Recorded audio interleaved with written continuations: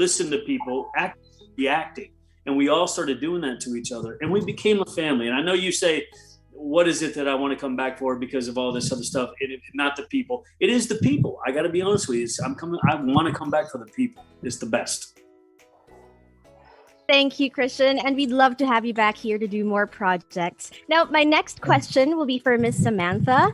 I know you've already touched on your Filipino side, but we'd like to know more about your Filipino background. Like, do you know where in the Philippines your family is from? Did you grow up eating Filipino food? Do you know some Filipino words? Perhaps did you watch some shows or movies from the Philippines? She's from the Philippines. Yeah, I do have a lot of memories in the Philippines. I have a lot of great memories with just family and just being able to celebrate something with food. We always like to share food, and the Filipino food is definitely something that I love and always love to come back to. And yeah, my mom is Filipino. She grew up in Manila. And that's where I spent quite a lot of time flying back to and just visiting a lot of amazing, lovely people. Thank you, Ms. Samantha. And now my question is for the local cast. This is just a very short question. All you have to do is give a name and probably the role that you'd like.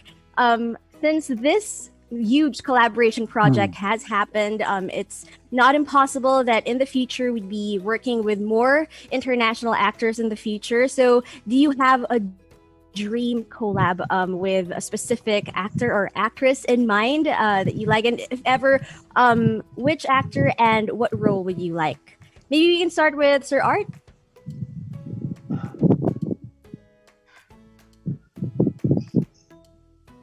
You better say Christian. Thinking Kane. deeply. Christian Kane. What's happening here? I'll answer for him. Christian Kane, Almost Paradise, Season 2. It depends. Is there a project coming? Art? Aside from, the great Christian Kane, Okay. I think Sir Art Acuna can't hear us. Yeah, so maybe we can start with Sir Nonie Bancamino first. But we Hi, did Sir call him Nonie. Silent Bob. It's very They call him Silent Bob. yeah. Okay. Yeah. Answer. Sige. It's hard to answer that question. Actually, I've been asked that throughout my career, and it's very hard to answer that because we just take on roles that we want to do, that we like, that they're very well written and the characters interesting, and then we just jump into it. I don't have any dreams of like, I would like to work with Robert De Niro someday, but it's even for me, parang it's I'm just very grateful for the jobs that have been coming my way, and my experience with Almost Paradise, Christian Kane, Christian, and of course all my with a group of team and everything, and getting this experience was really great, and so I'm looking forward to working again, with them. Thank you, Sir Nonie. How about you, Miss Cez? Miss Cez Quesada, any dream co-actor that you have? Let's say sky's the limit. Well, for starters, I've been over the moon already, just working with Deep and Christian, of course. But if I were probably to name somebody offhand, it would have to be Frances Dormant. I mean, I've always admired her, but the problem is probably if she's going to be in front of me, I would never be able to do anything because then I would be so starstruck. That's all. I agree. Frances McDormand is amazing. Sir Art, I'd like to go back to you if you can hear me now. Any dream co-actor from Hollywood that you'd like to work with? Sky's the limit. Any dream co-actor I'd like to work with from that side of the world, you mean? Yes, sir. Well, I never thought of it that way, but I once dreamt that maybe I'd love to act with Paul Newman, Steve McQueen, and Christian Kane. Now, so far, Christian Kane. Correct. That's the correct answer. You know, and I think those two actors are a hybrid, and they came out. If they got married and had a baby, Paul Newman, Steve McQueen. Think about it. Now I can't hear anybody. What's going on? We're done. We're good. We're good. Thank you so much, Yeah, sir. Thank you, Ivy. And thank you, Robbie. Thank you, Justin. Congratulations on this huge project. Direct Ruel, Direct Dan, Direct Irene, Direct Hannah, everyone. Sir Dean, thank you so much for this opportunity. Bye. Thank you, Ivy. Interesting questions right there. We got up next, Justin. I believe it's Sir Robert's turn. Great. Hello again. Hi, Sir Robert. Hello. Okay, Christian. Okay, you're also a singer and songwriter, aside from being an actor, of course. So from 2010 up to this day, there's a big gap. You did not come up with any new albums or CD. So does that mean you're going to focus now on acting? You're doing away with music this time? No, I literally, man, since that time I've been writing every day. Okay. I'm just not sure what I want to put out there yet, and I don't know what kind of style I want to go with. Obviously, I was a country singer, and that kind of killed me because I've always been a fan of Southern rock. I'm more of a rock and roll guy, you know? But anyway, my voice allows me to be a country singer. Thank you for asking this question. I write every day, and it's kind of like one of those things, and I don't think it's writer's block, but every time I do something, I kind of like pack it up and put it away instead of actually going forward with it. And just in the last, I guess during COVID, just in the last couple of months, probably about 6 of them, we've come up with what I was on because people don't realize that when you're a country singer, you want people, your influences should be George Strait or Garth Brooks. And my music influences are Alice in Chains and Elton John.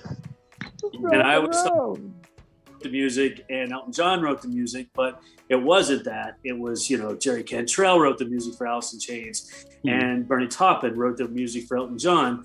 But I love Alice in Chains and Elton John. And if you can mix that together, that would be me. Okay, have you tried video karaoke here in the Philippines? I have not. No. Video and karaoke. Oh, well, a lot of karaoke. We did a lot of karaoke back at the stages, man, when we were done. Yeah, we had a really good time doing karaoke. Especially when the guest stars would come in, some of the guest actors and stuff like that, who I believe you have on the show. They're absolutely outstanding, and they can tell you more stories about that. They can embarrass me if you talk to them. They'll tell you stories about me. Okay, thank you so much, Mr. Christian. Oh, my pleasure. That's all, Robbie. Thank you, Sir Robert. Maybe you should do a cover of Lone Wolf. Should have in the series. Never part of. All right, here we go. I know. Oh wow, giving us a treat right there. Thank you. Miss Tessa is up next. Yes, thanks, Robbie. Hi again. Hello. My question's for Mr. Devlin. Well, thank you as always, of course, for having a special place, for the Philippines in your heart. And I'm sure you know that our tourism agency and, of course, our National Film Agency, they've also, they've set up like incentives for producers from other parts of the world to actually come to the Philippines, not only as a location for their movies, but also, as a film hub, not only to, tap into our talents, but also the talents of our technical side, technical workers of the Philippine movie industry. I was just wondering if you did have a great experience shooting and producing Almost Paradise over here. If you could put in a good word for us to your counterparts all over the world, what would you tell them about us here in the Philippines? Why would it be paradise to shoot their movies or their TV shows over here?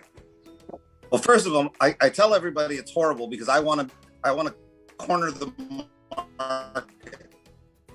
I don't want anyone going but me. So I just lie to everybody and just say, oh, it's awful. You don't want to go. No, the truth of the matter is, before we even came, we had the privilege of distributing in the United States, well, actually around the world, Hannah's movie, Transit. And that gave us a window into the evolution of what's going on in the Philippines in the world of cinema. And Hannah's movie got us so excited about it. And then we started doing more research, and we started seeing, all these amazing actors, all these amazing films, these amazing cinematographers and production designers. And we realized that in the last 20 years, the Philippines has really raised its game as far as the quality of talented people, both in front of and behind the camera. So when we made the decision to go to the Philippines, I wasn't really worried about being able to get the quality level, because you guys have it. I think the only thing that's really holding back the Philippines is that it hasn't been exposed to the rest of the world. And the more people see, I mean, it's gonna be a huge industry there. Almost Paradise has only just now started to play around the world, and everywhere it plays, I get inundated with emails and DMs and tweets from people going, I had no idea the Philippines was like that. So I think that it's going to change the perception of the Philippines as a place to go. And I already know it's changing the perception of the talent level, both in front of and behind the camera. Thank you very much. And we really do hope you do think about Almost Paradise Season 2, because we'd love to show more of what we have here in the Philippines to the rest of the world. Thank you. We're very optimistic that there's going to be a Season 2. Oh, and we'll know for sure within the next couple weeks. But the show is performing enormously well everywhere in the world that it shows. And right now we're on IMDb in the United States, and we're one of the most popular shows on the service. So we feel very, very optimistic at the moment that there will be a second season. And if there is, we will definitely be back in the Philippines.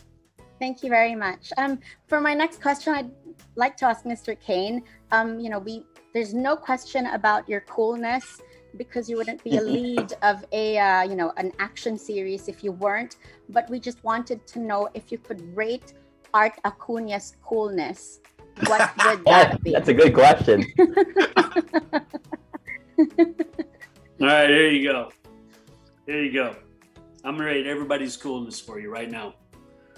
Art comes in as a 10, and I'll tell you what. I don't know if you saw the fight scene between with his fight scene and stuff like that.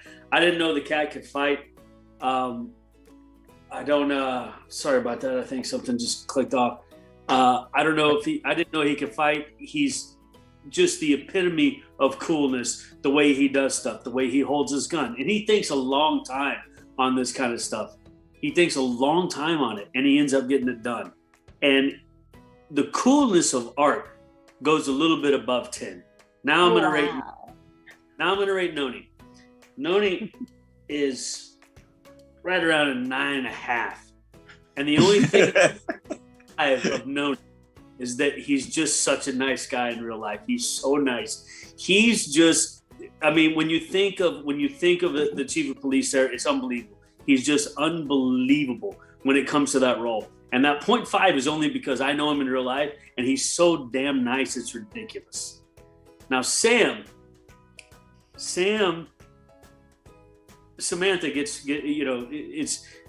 she gets a 10 because she really hasn't done a lot of stuff in her life. She came into this role and nailed it. And I don't think we could have picked a better actress at the time to do this role. And I've told her that so many times. And it's just, it's ridiculous, man, to work with her and all this other kind of stuff.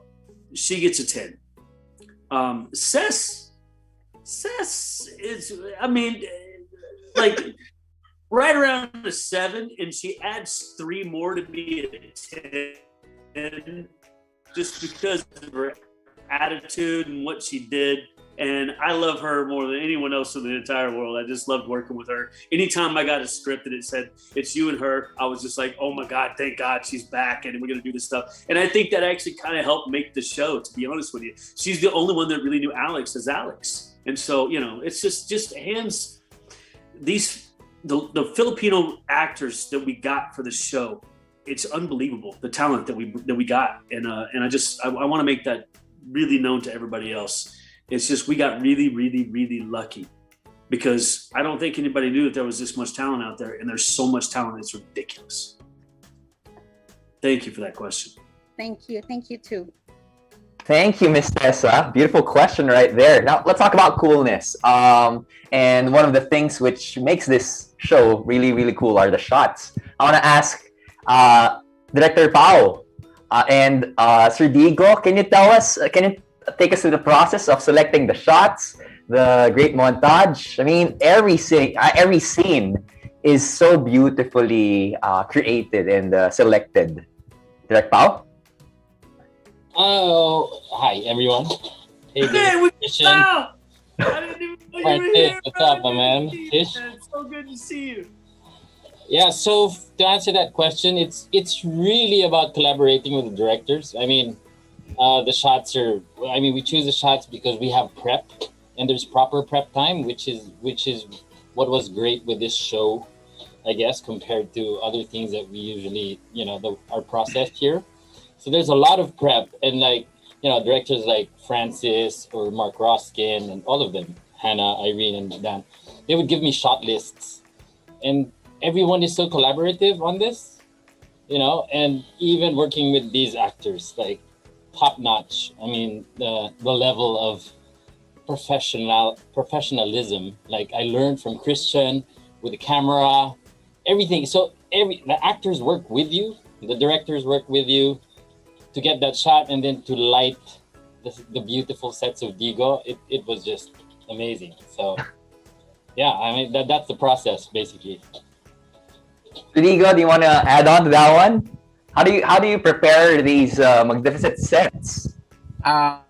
Just to back up on what Pao just said, actually, we were given, I think, ample time to really think about it and execute it the way everyone should think it should work.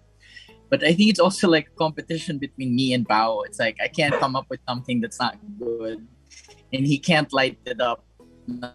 So it was a healthy competition between the two of us. But yeah, above all things, it's really how the process made us actually, work our way through so that we don't, mess it up. Just like what we mentioned earlier, in the set we got the best of the best, right? And before we go back to Justin for the questions, I just want to ask Sir Francis. Because one of my favorite episodes is episode 3 because it featured food. Did you get to try out the balut?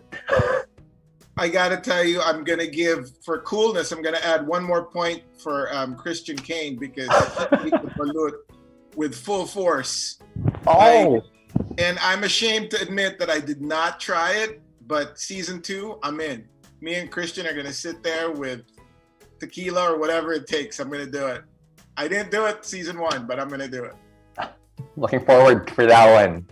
I ate 5 of them, man. 5 of them. It was 5 of them. 5 takes. I asked him too. I asked him, does he want the substitute, like the Penoy? And he was like, no, man, I want the real thing. So he got it. It was amazing.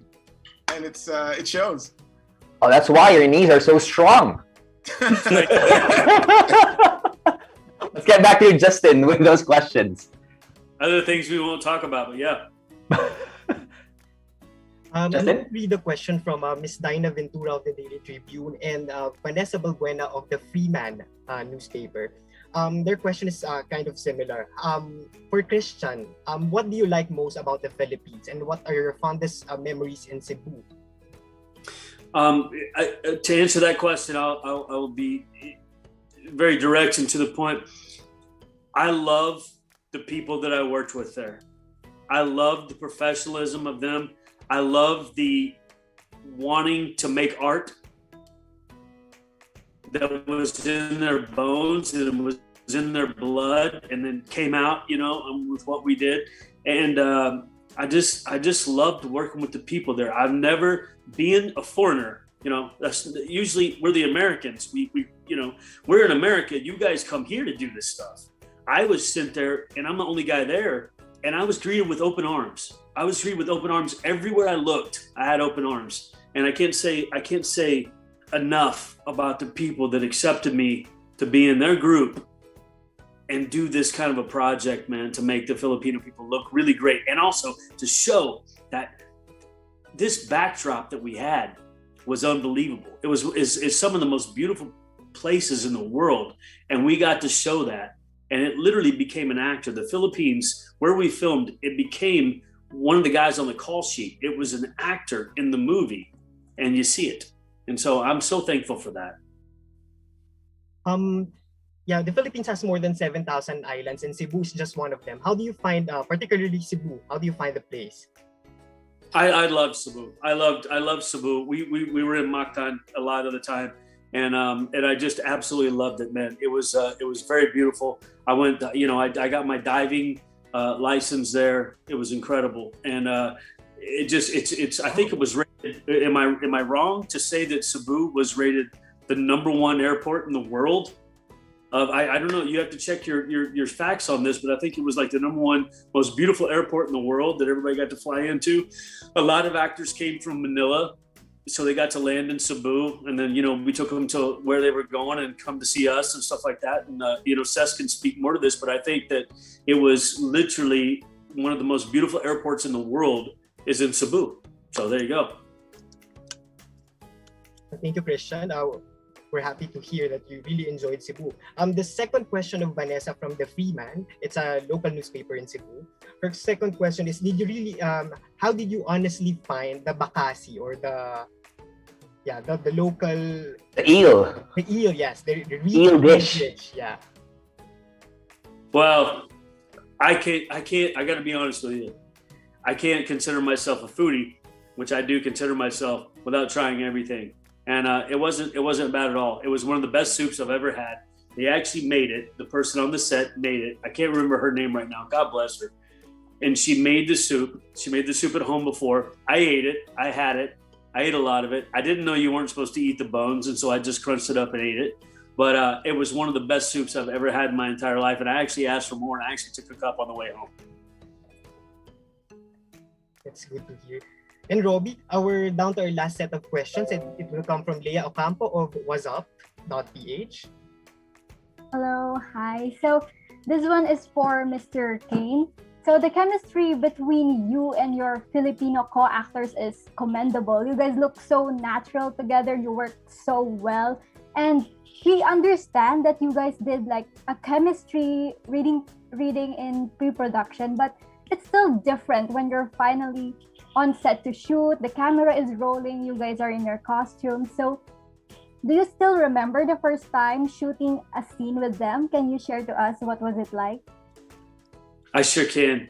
It was funny because I met Sam early in the process, and I met her in Manila. And then I really pined for her. I wanted her to get this role because I thought there was something there. Dean did as well. She got the role. She came in. She was exactly what we thought she would be. You know what I mean? She was really.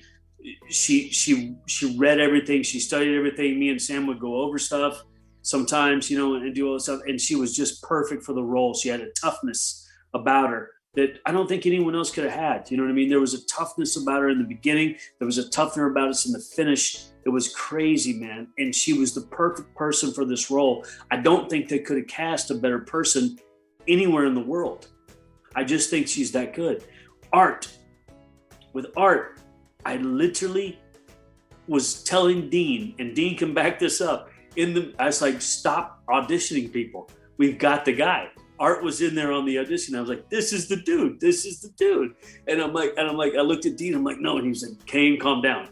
And I'm like, all right. It's like there's no reason to look anywhere else. And so that was how it was. Now with Nonie, I didn't know Nonie was coming in. And I saw Nonie when he came and he did his work. And I'm just like, my gosh, man, this dude is the epitome of what you want. He's mad. It was crazy, man. And I just feel like this thing was expertly casted. And I have to give that back to Dean Devlin, who, by the way, saw every single person coming in. I met Sess there. I met Sophia. I met all these people. Sess was like, got the role like right off the bat. I met all these people. Every single star that came in to this show that was literally a star did it on their own. They came in. Dean said yes because he saw the talent, and I was just mesmerized every week at the talent we got. And so I'm very grateful for that. Okay, thank you so much. And let me just say to Mr. Dean Devlin, Almost Paradise is such a great series. It has the good old action scenes that everyone loves, and there's a lot of Filipino representation going on because more often than not, Southeast Asians, they lack portrayal in international shows and films, because usually when you say Asian stories or Asian shows, they center mostly around East Asians. But this one, you have like a Filipino crew, a Filipino cast. It's shot here in the Philippines. So this one is very good. Again, congratulations to everyone involved in the show. Thank you. Well, and I'll tell you, Filipinos around the world are touched by this. I'm Filipino and I grew up in the United States, but in the United States, the only thing they know about the Philippines is Imelda Marcos's shoes and Manny Pacquiao, and that's about all they know. And the representation they've seen is usually poverty porn. So we're getting so many heartfelt letters and calls and DMs from Filipinos here and around the world who are saying, that they feel seen. And, in the United States now, we're going through a very difficult time where there's a rise in hate crimes against Asians in general. And, to have this show where we're really changing minds and hearts, it adds a sense of pride in making the show, not just for the Filipinos in the Philippines, but for Filipinos everywhere, to be able to say, hey, this is much, even though this is a blue sky kind of crazy fun show, it captures the heart of why Filipinos are such wonderful and special people. Okay, thank you so much again. Thank you. Thank you so much, Leia. I think next to the word mabuhay, kapamilya is one word that we should all remember, because we feel that you guys developed a certain bond already, this sense of family, not just in the set, but it creates, your bond cuts across the screen, and we feel that. And we just want to thank you for giving us those wonderful scenes. Now, here's my $1 million question to Sir Dean and to Direk Ruel. Actually, Sir Dean and RSB, what needs to happen in order for this wonderful series or wonderful franchise to have season 2? Fingers crossed. It's really, we're very close. I really do think we're going to have an announcement in the next couple weeks. But the thing that people can do is watch the show and tell their friends to watch the show, because the great thing is when people see the show, the response has been just like nothing I've ever done before. I mean, I've done a lot of shows that were successful, but usually it's like one certain group likes it. Everybody seems to like Almost Paradise. It's crazy. I run into older people who love it. I run into kids who love it. I run into married people, single people. It doesn't matter. People just seem to love the show when they see it. But a lot of people haven't heard about it. So I'd say the number one thing you could do is watch it. Tell your friends to watch it. All right. That is what we're going to do. Sir Ruel? Yes, thank you for that, Dean. And yes, I agree. It's not a question of if, it's a question of when and how soon. So we really want to push through with it, and this is just the beginning of a very long, productive, creative journey with Dean and Electric Entertainment. And because of that, I want to be the first from this group to congratulate Dean and Christian for the amazing trailer of Leverage Redemption. I hope you guys check out of this and support this because your kapamilya, your family. It's out July 9 on IMDb TV. And I also wanted to share that most of the fan mails, because we have never received a negative feedback on this show. That's amazing. And that's what they say. This show has brought them in the middle of a depressing pandemic, the joy, the pride, the inspiration that they badly need. And they say, can we have more of this? Can we watch more of this kind of a show? And the second one is they're so in love with Alex Walker. All the fan mail say, we want to see more of him, know more of him. Can we, and this is a testament to Christian's great talent and how well written the character is, for them to embrace him, like as if he's Filipino, like as if he's a Filipino character. As I really wanted to take this chance to thank and to let Christian know of that, and for me to also thank Dean and Electric Entertainment for being so professional and being so patient. Because like I always say, it wasn't a walk in the park. It was very challenging. But if you ask me what is my greatest memory of working with Dean and Electric, it is to witness what a world-class showrunner is. And I've seen Dean work from the beginning. He has a complete command of the writing part, the development part, the production, the post-production, down to international distribution and marketing. So this is what every showrunner should aspire to be, to have that kind of mastery and the depth of experience.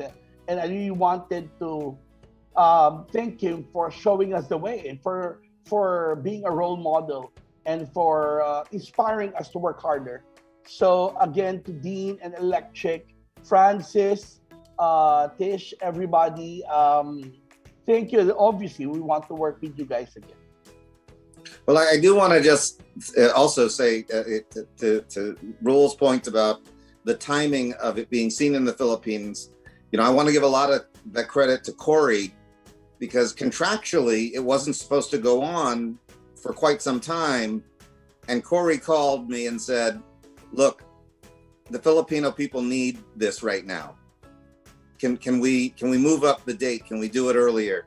And just her passion about wanting to do something for the Filipino people was so moving. And we immediately said, of course, absolutely. We can definitely move the date up. And so I'm very grateful that they were able to get it out, you know, coming out of this cloud of this terrible year that we've all gone through around the world. It is a really good time to be with your friends and family and laugh and cry and cheer and have fun with these amazing characters.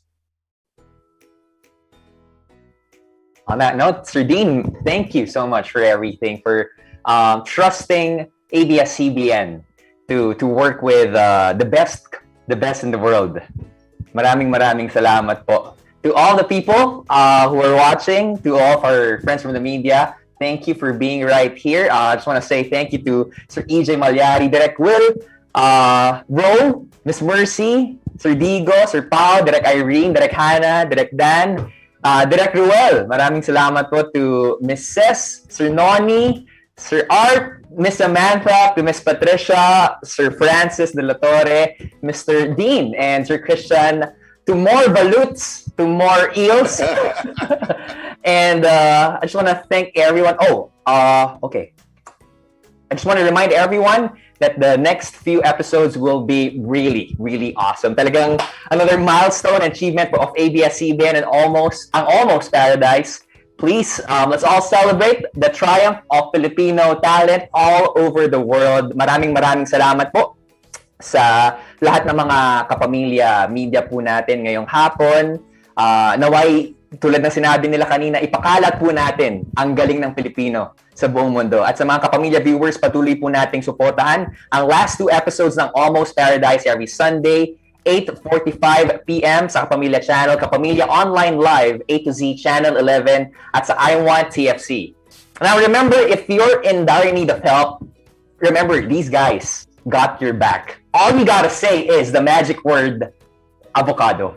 I'm Robin Domingo, and we'll see you Season 2. Stay safe. Have a great day, Kapamilya. Salamat. Thank you, Robbie. Thank you, guys.